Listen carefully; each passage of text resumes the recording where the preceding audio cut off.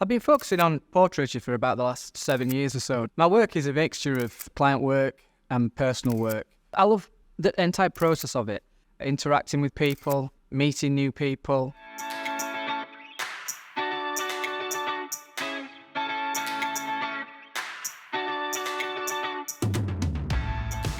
When I started out in photography, I wish I'd known then what I know now. I didn't have a clue where to put the light.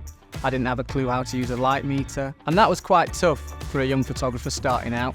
In this introduction to portrait photography, I'll be teaching you all about that. We'll cover flash, continuous lighting, we'll cover shooting on location as well as in a studio. I'm going to teach you how to use a light meter. I'll also talk a lot about how to deal with people to get the best out of your subjects for your portraits. This workshop will put you on the right road to creating beautiful portraits. And it's really all the things that I wish I knew when I was starting out in photography.